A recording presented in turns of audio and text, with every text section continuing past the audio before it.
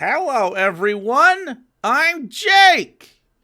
Captain Planet, he's a hero, gonna bring pollution down to zero. For bad guys that like to pollute and plunder. I don't know the middle part of the bridge, but I know that part. I don't know. I haven't seen it in a while. Sorry, Ted Turner. You know what's the Is shittiest? Ted Turner dead? Has Ted Turner been Probably. dead for 15 years? Probably. I can't imagine. I don't know who Ted Turner is. Well, he's the guy that did that, but heart, not a fucking power. Not a power. Don't do it. Not interesting. He can do. He had like a monkey friend. Heart is not part of the climate. If they do Captain Planet and do Captain Planet without, maybe it's key. Because what if they do Captain Planet without the heart kid, and Captain Planet's just fucking evil, and he's like, well, humans are causing pollution. So he'd be an I'll murder all humans. Yeah. So the heart keeps him from being an eco-terrorist. That's what you're saying. Yeah, it's a check on Captain Planet's bloodlust. I want that movie so bad now. Okay, so this is this tangent is actually not a tangent at all. This is about environmental issues. Dave Rubin is like, hey, I don't care about planet Earth at all. Don't care about it. Okay. Isn't that interesting? The way he frames this frustrates me. Because really? Surprise! Dave Rubin's frustrating. I think we all knew this was coming in terms of, like, conservatives and how they were going to react to climate change. 100%. Because, of course, the conservative line on climate change for decades has been, it is not real, right? Yeah. It is not real. Or even if it is real, it's like, we don't have anything to do with it. Right. But as evidence has continued to come in, as it tends to do when you live in reality, they're not as able to recognize these things and say those falsehoods anymore. So now the goalposts are shifting once again. So Dave Rubin begins this chapter by saying, disclaimer, I'm not denying that global warming is real or that human beings aren't a contributing factor. I'm no scientist, so I'm inclined to believe what experts tell us. Stop it. Put a period on that, end the chapter, move on, and then you're good. That's not the end, though. Oh, it's not the end. Okay. He goes on to say, that said, I'm also a big fan of rational thinking and sane middle ground. So when certain members of Congress declare we'll all be dead in 12 years, straw man, I prefer to reassure myself with the following. The rest of the chapter, which we'll get into in specifics in a little bit, has to do with him basically explaining why climate change actually isn't a big deal at all. So the goalposts have now shifted from climate change isn't real to climate change might be real, but humans have nothing to do with it, to, okay, human beings are causing climate change, but fuck it, why do we care? Just let it happen. Yeah, and he fundamentally doesn't understand, like, any of the conversation, because he's outright dismissed it as a conversation forever, and he just goes, here's reasons I don't believe it. And you can tell he's never talked about it, because he has highlighted the three major issues of climate change. The three major issues of climate change, tally them in your head right now, chat, because I'm going to tell you the real answer. Number one is food shortage. I could see how you could get there, okay? Sure. Number two is extreme weather. I could see how you could get there, probably make that number one. And then third is polar bears, which wasn't on any of your lists because you're saying human beings. Okay, polar bears? I could see these being issues because I could see if he expanded polar bears into the broader issue of, like, climate environmental equilibrium in regards to habitation and like adaptation and how it could affect the food chain. No. Literally just polar bears. Yeah. It's the worst, like, straw man. Like, when he sees an inconvenient truth, he literally thinks, like, oh, polar bears, they care about polar bears, don't worry, fuck the polar bears, and that's, like, gonna solve the issue. No, the polar bear thing is indicative of the fact that we're going to have mass environmental collapses and the greatest, like, extinction level event for a variety of species since the last great extinction level event. Like, it's not good. It's not good, Dave. No. And pointing out that you think that hunting is a worse thing for polar bears, which you may be right, doesn't mean that things can't have two problems facing them at the same time. It could be a worse thing immediately for polar bears. Sure. But we don't, this is the problem again with conservatives. They can't think further than like 3 days. Like once they get to, it's like dogs, but reverse. Like how dogs have bad memories. Sure. It's like they can't project forward. I don't know what it is about a conservative brain that doesn't allow them to go, what about a year from now? But they don't do, unless it's capitalism, in which case they're like, I'm saving and I'm making sure that I'm a slumlord and it's gonna go good. And I'm gonna have lots of money in the future. But unless conservatives think 1 or 2 fiscal quarters ahead at best. Anyway, so the first section is food shortage. Okay, so this is fundamentally bad because it's conflating 2 different things. In this section, he goes on to talk about how in the 1970s there was a book written called The Population Bomb. Yep. There was a lot of discussion in the 70s and even a little bit earlier and after about global population exploding because it has. Population, since the advent of modern medicine, the advent of vaccination, has exploded exponentially. I believe we started the 20th century with, what was the beginning of the 20th century population? Oh man, we were at like 3 or 4 billion, weren't we? I think it was even less than that. And now we're up to almost 8 billion people on the planet. It is crazy how quickly the human population on the planet has expanded. So during the 70s, there were a lot of people who were doomsaying and saying things along the lines of there's a certain carrying capacity for the planet, which of course is true, but people aren't going to be able to feed each other. However, luckily, technological achievements have come along, GMO crops and the like, which have allowed greater yield of food per acreage or greater calorie density per acreage in that food. And not just basically that, also in places where it doesn't normally grow. So you've been able to take relatively arid land and make it more fruitful. And also just in general, been able to just understand the science of that better instead of going like, I don't know, I'm looking at my farmer's almanac. No, it's actual like biology and science where they do soil samples and decide what's the best here, where can we go, what are the nutrition needs of people, et cetera, et cetera. And then so I really want to make sure that we highlight what he says here. Okay, go ahead. And then get right back at it. But Dave Rubin thinks this isn't a big deal. And do you know how I know he knows this isn't a big deal and how his brain works? He knows that food shortage, even though Americans do experience hunger and around the world, and we know that like food shortage isn't going to hit America first. We all understand that, right?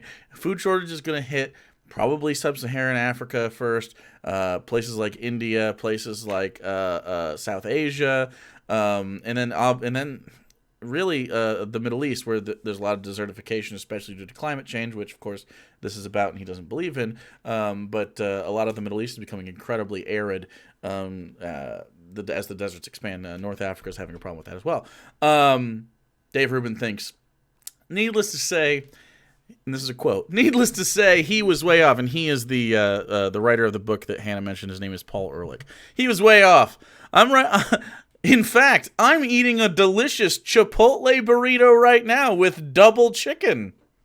This is like when conservatives say it's snowing outside, therefore climate change isn't real. I'm eating a burrito, therefore it's impossible for people to go hungry. No, Dave, when we talk about climate change and potential issues with food shortage in the future, it's not because like, oh, we don't know how to grow food or we can't, whatever. It's about the fact that the climate is changing in such a way that land that was once able to grow food becomes like unable to do so because of the change in climate. Right? Yeah. So you might be enjoying a burrito that was grown somewhere. Some of the ingredients were grown somewhere where in 50, 70, 100 years will not be able to sustain any sort of agricultural growth. That's the issue. And if this happens in enough places around the world, which it will if we don't do something about climate change, we're already past the point where like we can avoid all consequence. At this point, we are in damage mitigation mode, right? At best, right? Yeah. However, like the idea that because you are not hungry today, no one will ever be hungry again makes my brain set itself on fire with how stupid that is. Like the monk in Vietnam? Yeah, it's like what are they doing? Why do they think? And the monk set himself on fire over Vietnam, but he did it in front of the White House. Was that in wait? That was at the White House? I believe it was in front of the White House or the state Capitol building. You know what I'm confusing? I'm confusing the other horrific picture from Vietnam where they shot that guy in the head. Anyway, the rest of that film in the video exists. It's not great. He also mentioned, you read it. It was the first thing you read. Very flippantly, he mentions Congress declares we're going to be dead in 12 years, but I don't believe that. Okay, literally no one says we're going to be dead in 12 years. That is a fundamental misunderstanding of if we don't act in 12 years, climate change will be irreversible. I don't know why they go with this fucking fairy tale of an idea. Literally nobody with any expertise, even not even expertise, just sort of like flippant, sort of like I sort of by osmosis. I got a friend that's really into climate change, and I sort of half absorb the information. None of them think the world is going to end in 12 years. None of them. What it is if we take no action at all within 12 years, by about 12 years, if we maintain current emissions at the 12-year mark, roughly, you're going to have a situation where you kind of can't go back. We're in full just deal with it mode. Now, right now, we are in a situation where, like you said, we're in mitigation. We are on track if we get back into the Paris Climate Accords and we start actually doing the things, because U.S., China, Russia, and then the EU in general. And then India as well, to a certain extent. If we all get on board, and a lot of us are on board, we can stop I think they said like a 0.1 Celsius degree increase. We're on track right now. Like, we're just on the border of like we can prevent another increase, and that might not sound like a lot, but when the polar ice caps you're encroaching the caps with above freezing temperatures, that's not good. And you might think, who gives a shit about glaciers and stuff? There's not only do you have to worry about desalination, which is an incredibly important aspect of like ocean waters, like the amount of salt within it has to do with the balance of life that lives in it and stuff like that. The most important thing, really, that people don't think about is the algae. The algae, especially along the equator of the oceans, that grows along there. That's where a lot of oxygen comes from. People think the Amazon rainforest is like the lungs of the world. It's really not. The Amazon rainforest pretty much is 1-to-1 as far as how much oxygen they create versus the animal life in there that uses the oxygen. Now, there's other stuff that the Amazon rainforest is incredibly helpful for, which is like silt, and there's lots of airways and stuff. You have to really fully understand how climate science works, and I'm not a good communicator of that, so I'm not going to try. But there's really fantastic documentaries out there. I think One Strange Planet or One Strange Rock or whatever. There's a really good example of a lot of this stuff on Netflix that you can find. Really fantastic documentaries. But really the important stuff is to understand that the temperatures of our water are increasing, and that doesn't just make it storm. It makes things that are vital to not just human life on planet Earth, vital to life on the world to be able to live. And if they get above a certain temperature, frankly, if they got below a certain temperature, they'd also die, but that's not what's happening. And so we need to mitigate the problem as much as we can, because you don't know what the cascade of failures is. If the algae dies, then you have sea life that doesn't work out. And if sea life doesn't work out to a certain extent, then you're going to have food shortages for human beings. And not only that, but everything else that happens there. Like, think about the fucking kelp and shit. Just how much stuff we get out of the ocean. We need a lot of this stuff, and not just the ocean, but also to deal with fresh water. If you have salt water rising and spilling onto land, that affects freshwater reserves within freshwater lakes and rivers and stuff, and now you have salinated water that humans can't fucking drink. It's a cascade of issues that you're not thinking of when you go, I don't know, it's getting warm. On top of all of this, too, which is funny because Dave Rubin is the type of person who's very concerned about immigration in general. And he doesn't bring it up. No, he doesn't bring it up at all. Because it would, probably... Climate refugees are real. Right. And I guess this would tie into extreme weather, which is the next segment anyway. But as weather and environment gets more hostile towards the people who live there, as coastal cities end up flooding because of the rise in sea level, you're going to have a migration crisis where people who 100%. Live in places that used to be habitable can no longer live there, and they're going to have to go somewhere else, or else they will die. And it turns out when people know they're going to die, they're very desperate to not be in that situation, and will do whatever it takes to not. It's so weird to me because Republicans hate migration. They hate refugees. Yeah, this is a preventable like issue. Right. And hey, like I'm completely fine taking in refugees, and I'm completely fine with immigration. But wouldn't they rather I'm not sure be those refugees? People, I would think they would prefer to like not be that and not leave their homes because they're being forced to, through no like action of their own. Like it's not their fault that the world is like really shitty. But anyway. Going on to extreme weather. Dave Rubin does something incredibly disingenuous here, which I think is very funny.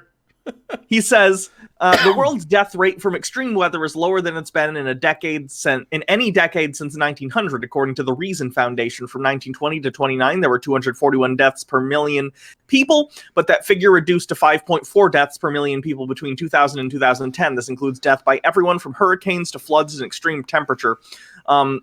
Do you want to pull up that graph real quick? Yeah. Okay, so what Dave Rubin is doing here is incredibly disingenuous. He is saying that, well, the death rate for extreme weather events have gone down, so it's fine. No, Dave, it's not fine. The reason the death rate has gone down is because we have better medicine that can keep people alive if they're caught in some sort of severe disaster. We have better detection methods. So if there's like a wildfire happening, you can evacuate people.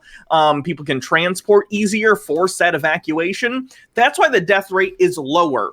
But the incidence of climate disasters has raised precipitously every year since 1900. Yeah. Like, this would be like if I was being chased by a serial killer and they just said, well, it's fine. We'll give you some endurance training so you can run longer. And all of a sudden I'm being chased by 7 serial killers. And they're like, it's fine, though. You can run faster. It's like, okay, we probably need to deal with the serial killer issue, though. Yeah, not the running. It's not about my endurance at this point. I can't outrun it forever if the situation continues to get worse as it has. That guy's wearing a face on his face. Can we address it? Yeah, it's terrible. It doesn't make any. Republicans, you are capitalists. Do you know what capitalism needs? Stable climate. I know you don't think that, but it really would behoove you to understand that the only place you do the capitalism is on the earth. And the earth, Elon Musk would beg is to differ. where we live. You need it to do the capital. If you want capitalism to succeed, you can't have people that need stuff without money. Because they're going to not have money when they're climate refugees. They're not, like, and on top of that, just like think of the agriculture sector already. Like, I mean, energy. You can't, if people are dying in Saudi Arabia because of desertification, you're not going to be able to get that fucking sweet, sweet oil, dude. Just think about the sweet, that black gold. Think about it. We need climate change to not be happening as far. This is the way we got to get to them, okay? What are some other things? We'll put the oil drillers in space suits. Yeah. They'll just be in an environment that'll kill them if they take the suit off. It'll be fine. What are some other things that Republicans like that we can't? Baldy fetuses. Hey, think about, you guys love fetuses. I know you don't like human beings, but you do love a fetus. And guess who needs nutrients? Fetuses. Can't have them if you're dying of starvation. Well, name one other thing. Any one other thing. Supply side economics. You already said capitalism. You can't. So I don't know. You can't have that. That's fine. That's it. No, you're off the hook. So, okay. Moving on to the most important aspect of this. I often still try to fight my high school bullies, which is why I never let anything go. Same with Dave Rubin. He's still in a battle against Al fucking Gore. Al Gore has come up multiple times in this book already. Why does Al Gore... Why am I uttering the name? Why am I forced to entertain the remembrance of Al Gore, who is or may not be alive? I actually don't know. I think he's alive. I don't know, though. I literally can't confirm it because Al Gore hasn't been relevant since, 2000? It's been 20 years since Al Gore's mattered.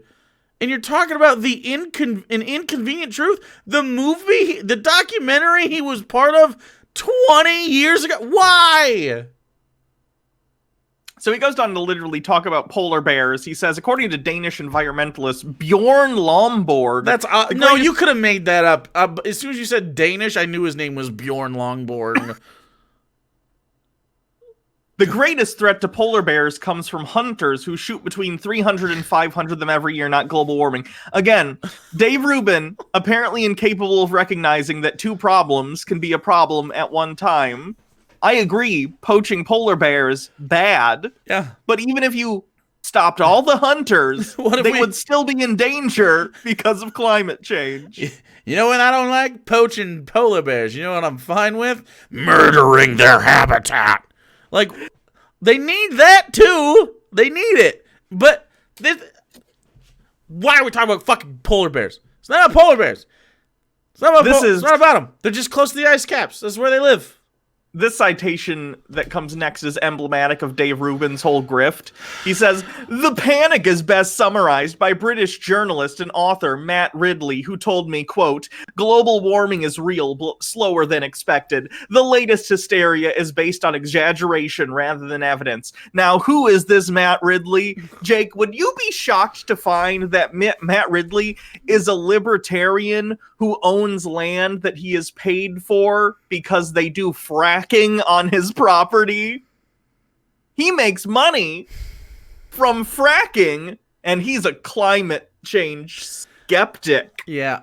Wow. You know what's interesting, though? I just realized how he cited this. Yeah. He said, Matt Ridley told me this. Mm-hmm. Not only is it an opinion of some... It's not even just an opinion of some random person. It's the opinion of someone who is currently profiting off the status quo of fossil fuel industries. It's so stupid. Yeah, I mean, like... Look. Color me a leftist lunatic, okay? That's fine. But I think it might behoove us to... seek out someone who isn't monetarily incentivized in the destruction of the environment to determine whether or not environmental causes are important or not.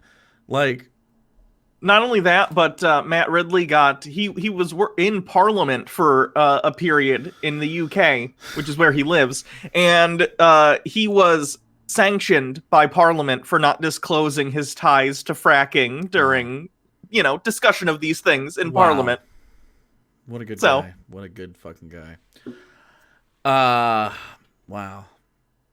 Here's the worst part of it, which is at the end, and his little stinger for it, because he finally has like a take on it. If you're interested in a sane solution to climate change, driven by reason and not panic, are we panicking, by the way? I don't think we're panicking. I think we're just being like, hey, this is important. So if you're interested in change that doesn't involve a giant takeover of multiple industries, see the work done by American Conservative Coalition founder and former Rubin Report guest Benji Backer. Free markets might just have some answers to the climate change problems, and we shouldn't be afraid to explore them. You know what the free market is incentivized to do? Make money, not solve climate change. If climate change becomes profitable... it's about to be, just literally due to the industry and we're going to need it, then it would behoove them. But, like, it's not going to be just a free market thing. It's literally spurned on by government regulation, because right now the money is not into that. Again, you'd have to project a couple years in the future. You'd have to be able to go past your quarterlies, because right now, today, the next year, whatever, next 2 years, next quarter, though, oil is definitely going to make me more money than green energy, right? 100%. And whatever is adjacent to that. So not climate change. So if you don't look further in the future, and you can't go, wow, it looks like the entire world wants to do green energy. They want electric cars. They want solar. They want wind power. They want to get away from fossil fuels. Literally incredibly popular. The car industry is on it right now, understanding that they need to get away from this kind of thing. And that said, you're still going to have plastics and stuff that come from these types of industries. You're still going to have these industries. It's just that we're not going to use them in combustion engines as often. That's the difference. But that's a big bottom line difference for someone that's invested entirely in oil. So when it comes to literally just look at it. Invest now in things like solar. and you'll be fine in the future. This is all you have to do is be like, yeah, we're doing that. And if all of the oil industry agreed that we're doing that, then we would do that. And then guess what? You'd still make exactly the same amount of money or more. I don't know. Because you'd be invested in tech and future, and there'd be a huge infrastructure difference. And you'd have, I mean, from a governmental standpoint, just from an American standpoint, this is a huge infrastructure plan that would employ millions of people probably through all sectors, whether it's physical labor to like engineers and computers and all sorts of stuff. This takes tons of different skills to make this work. Biologists and fucking farmers and like this is a huge collective effort that we could have that. Again, this is under capitalism. I'm not even putting my bullshit in the way. Literally under capitalism, this is totally fine. This is absolutely viable for a future business plan and ought to be considered. But for some reason, again, they just can't think in the future. They're just like, I don't know. Drives me nuts. It's frustrating. I don't know. At the end of the day, they're being short-sighted to the extent that it can kill all of us, and it is pretty depressing. Yeah. But what do you by do? all of us, I think mean we're the human of race. the age where you and I are really... going to skip most of this. I was going to say, we're probably going to die about the time stuff starts to get... assuming that nothing gets done. I'm going to hope that's not the case. But let's pretend for a second nothing gets done. Yeah. Or we basically stay the course. Then by the time you and I are in our 60s, 70s, 80s, that's when shit's probably going to start to get pretty bad. 100%. So it's not, I don't want anyone to think this is like, it's not for me. It's not even for my kids. I'm not having kids. Right. It's just that I give a shit about the other things and people who will come after me on this planet. Right. I would like humanity to continue to exist in some way. Like, don't you guys like puppies? Other living... Kittens, what? Sorry? Puppies and kittens. They need planet Earth long after we exist. You'll have little puppies and tiny little scarves and hats and stuff because they're cute. They're cute. Yeah. What about cute stuff? You ever seen a red panda? Very cute. Needs the climate. What's other cute stuff? Tons of cute stuff. Little fat borbs. Fat borbs are cute. You got hamsters and guinea pigs and piglets and all sorts of stuff. Think about the cuties.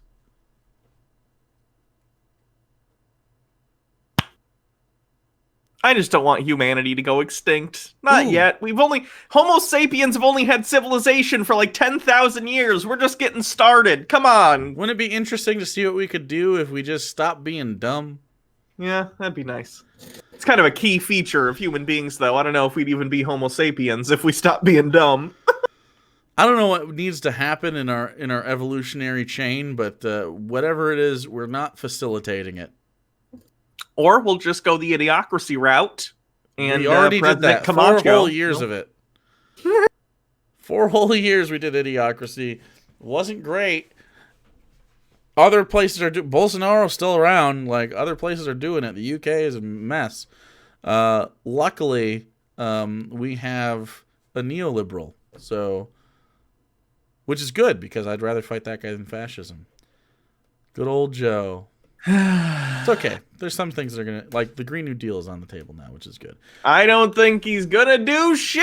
Yeah, he's probably not gonna do. He's not. Well, he's not gonna not do shit.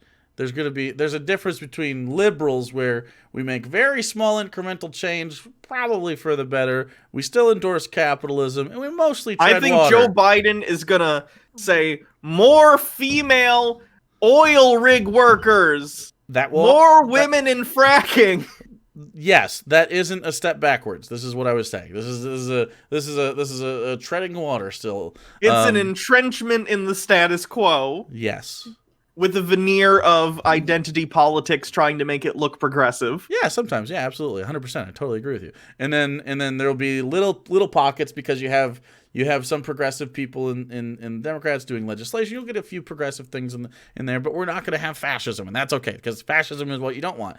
I can fight neoliberals, and then what you have is, hopefully, especially due to this, people are talking about UBI, people are talking about medical, people are talking about healthcare, and for mental health care, people are talking about legalization of a bunch of stuff. A couple states, I mean, fucking Oregon decriminalized heroin and meth and shrooms and LSD and shit. That's nuts. So there are pockets of these really progressive movements. We just have to make sure that we don't descend into idiocracy again and go towards literal environmental disaster. Like, we are going to invest in green energy and stuff, but it's not going to be because the Biden administration is like holistic and like all good and is like really excited about the environment in the future, there's money in it. There's lobbying in it. That's what always is going to happen. You're probably going to have a little piece of that. The Green New Deal, how it is going to get changed, and there's going to be a big fat piece of pork fat in there that goes, and here's a subsidy for the oil companies, and I'm going to be okay with the rest of it except for that, and then we're going to move again. It's going to be like treading water. And that's what we got to do. I'm fine treading water for 4 years rather than doing what we were doing. I'm not fine for always treading water. You get little pockets of it, and we move forward. And a little pocket, and you move forward. But you have to deal with the fact that half the population doesn't want to move forward. So it's all about changing minds, not resigning yourself to defeat. But you could resign yourself to the feat. Show feet. I was gonna say so defeat, huh? Show feet. Do it. Do it. Your feet are more popular than mine. Oh no, I'm not doing that for free. Give them a tease. If you all want to pay for a feet only fans, that's so boring. That's so fucking. You guys could buy me a PS5 with my feet. Go for it. Not that you could find one. Scalpers. My feet are worth enough to pay a scalper $1,000. I'll have you know. I just gave myself a pedicure the other day. Very nice, very soft feet. You gotta treat yourself. You ever give yourself a pedicure? You're fuzzy now. Why are you fuzzy? What happened? Oh, it defocused. Hold on. Oh, well, there we go. HD feet now. Yeah. Gotta buff them out sometimes. Get yourself all nice. Baja has given me a pedicure. It's nice. See, I asked Sarah, but here's the thing. I'm way too I'd kick her right in the mouth. And also she doesn't want to do it, but like I'd kick her right in the mouth. Let's be real. As much as I wish I could. You ever wish you could? Well, yes, you do. I was gonna flippantly say, you ever wish you could detach a body part? But not for the reason you want to detach your body parts. Like just so you could maintain it. Like imagine taking your back off and being able to scratch your own back or give yourself a back rub. That's what I want. I need robot arms. I need Doc Ock octopus tentacles to take care of myself. I don't want other people doing it. It makes me ticklish. I don't like it. Let me do it. Did you see? This is a complete tangent, but it's this show, so it's fine. Yeah. Did you see Doc Ock from Spider-Man 2 is coming back in the next Spider-Man movie? Spider-Verse. Spider-Verse. If you don't have Spider-Gwen, I swear to God, what's the point? Yeah, bring what Emma, whatever her name is from Amazing Spider-Man. Emma Stone, yeah, have her be Spider-Gwen. That's fine. That works. If that's what you want to do, okay. I guess they could cast a totally different, younger actress. I really don't. Do that. I really don't care who it is, but it's the best. Gwen has the best fucking. It's literally just for the costume. The costume's the best. It's the best. It's so cool. I'm afraid they're gonna do a thing. There is a Spider-Man alternate universe story. I'm afraid they're gonna do this. Bonus with Tobey Maguire. Spider-Man content. You're welcome. Okay, so in the comics, there's a Spider-Man who's like it's like an old man Spider-Man story. Okay. He's old. He Mary Jane Peter B. Parker. Well, not from Spider-Verse. It's an older Spider-Man who Mary Jane has died of cancer caused by radioactivity that was given to her by Spider Spunk. Yes. His webs. He gave her like some sort of Superman had a similar problem at one point in the comics. I'm afraid they're going to do that storyline with Tobey Maguire Spider-Man if they do Spider-Verse. I like how I made it Superman's problem, not Lois Lane's. I guess she's dead.